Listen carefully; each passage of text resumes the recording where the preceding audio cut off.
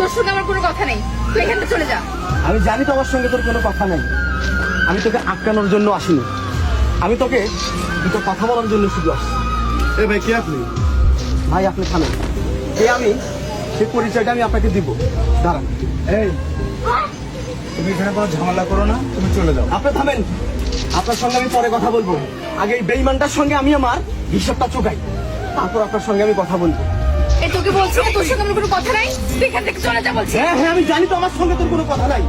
আমি তোর সঙ্গে কথা বলতে আসলে তোকে আটকাতে আসলে কেন আটকাবো? অধিকার তোকে আমি আটকাবো? তুই তো অন্যের বউ, তুই তো অন্যের ঘর নেই। আমি তোকে আটকাতে আসিনি, শুধু দুটো কথা বলার জন্য তোকে আসছি। সারা জীবনের মতো তোর কাছ থেকে আমি চলে যাবো, আর কখনো তোর 30 দিন আমি আসবো না। এই তোর কথা আমি কি শুনবো? তোর মতো গরিব ছোট লোকের কথা শুনে আমার কোনো ইচ্ছা নাই, তুই এখান থেকে চলে যা। আমার বিয়ে হয়ে গেছে, তারপর তুই এখানে কেন আসছিস? যা এখান থেকে চলে যা। আর তোর তো যা বলার তুই আমাকে বলে দিয়েছিস, তুই তারপর কি জন্য আসছিস? যা চলে যা। হ্যাঁ আমি তো চলেই যাব, আমি তো তোকে আটকানোর জন্য আসিনি, তোকে বাধা দেওয়ার জন্য আসিনি। তবে আমি মানুষ চিনতে বড় ভুল করেছি, বড়ই ভুল করেছিলাম। আর তোদের মতো মেয়েরা শুধু চেনে টাকা, অর্থ আর আভিজাত্য। তোদের তো মন একটা না, তোদের তো হাজারটা মন। তোরা তো গিরগিটির মতো রং চেঞ্জ করিস। তবে হ্যাঁ তোকে একটা ধন্যবাদ দিতে হয়, শুধু তোকে না, তোর এই বড় ভাইকেও ধন্যবাদ দিতে হয়। কারণ সেদিন তোদের দুই ভাই বোনের ওই কথায় আজকে আমি প্রতিষ্ঠিত, আজকে আমি বড় বিজনেস ম্যাগনেট। আজকে আমার কোটি কোটি টাকা, আমার টাকার কোনো অভাব নাই। কি আছে তোর, কি আছে? আজ আমার এত বড় কোম্পানি আছে, আমি আমার কোম্পানির একটা গাড়ি বিক্রি করলে আমি তোর সমস্ত সম্পদ কিনে নিতে পারবো। কোথায় তোর সে অহংকার? দেখবি টাকা আমার, দেখবি আমার কত টাকা, কত টাকা লাগবে তোর? নে টাকা আর লাগবে, এই ব্যাগ ভর্তি টাকা আছে। টাকার বিছানায় আমি এখন শুয়ে থাকতে পারি। তবে কি অপরাধ ছিল রে আমার? বল কি অপরাধ ছিল আমার? আমি তো তোর জীবনের সঙ্গে জড়াতে চাইনি, আমি তো তোকে ভালোবাসতে চাইনি। তুই আমাকে মিথ্যা স্বপ্ন দেখাইছিস, তুই জোর করে আমার সঙ্গে সম্পর্কে জড়াই। এত স্বপ্ন দেখানোর পর আজ কিভাবে তুই অন্যের বউ হতে পারবি? কিভাবে আমাকে ছেড়ে তুই অন্যের ঘর করতে যাচ্ছিস? বলতে পারবি তুই?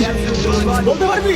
তোদের মতো মেয়েরা, আর তোদের মতো মেয়েরা শুধু আমাদের মতো মধ্যবিত্ত ছেলেদের জীবন নিয়ে খেলে। আমার মতো হাজারো ছেলে অকালে পৃথিবী ছাড়ে কেন জানিস? তোরা মিথ্যা মিথ্যা ভালোবাসার স্বপ্ন দেখো, স্বপ্ন দেখানোর পরে যখন দেখি আসলে আমাদের কোনো অর্থ নাই, আভিজাত্য নাই, তখন আমাদের মুখে লাঠি দিয়ে এইরকম ধনের দিনে এসে বিয়ে করি। তখন আমাদের জীবনটা নরকে পরিণত হয়। কি অপরাধ ছিল আমার, কি অপরাধ ছিল আমার? বল কেন আমার জীবনটা এভাবে নষ্ট করলি? কেন কেন? এই শোন, এই তুমি এসব বাদ দাও তো, তুমি চলে যাও এখান থেকে। আপনি থামেন, তোকে আমি একটা কথা বলি। হ্যাঁ দাঁড়াও। আপনি দাঁড়ান, আমার কথাগুলো আমাকে বলতে দেন। আপনাদের কথা আমি অনেক শুনেছি, আর না, এখন আমি বলবো, আপনারা শুনবেন।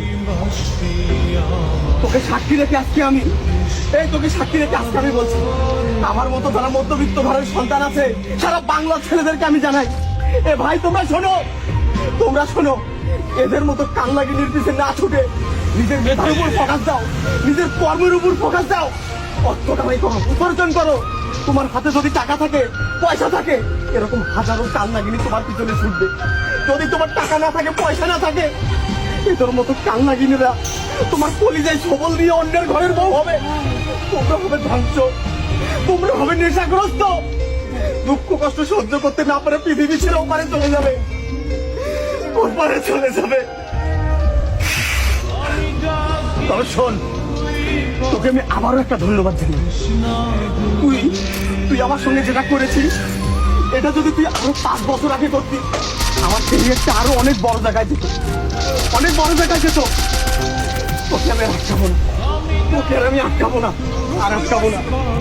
তবে আমি একটা জিনিস ভালো চাই, আমার পকেটে যদি টাকা থাকে, তোর মতো হাজারটা কান্নাগিনি টাকার পিছনে ছুটবে, টাকার পিছনে ছুটবে, টাকার পিছনে ছুটবে।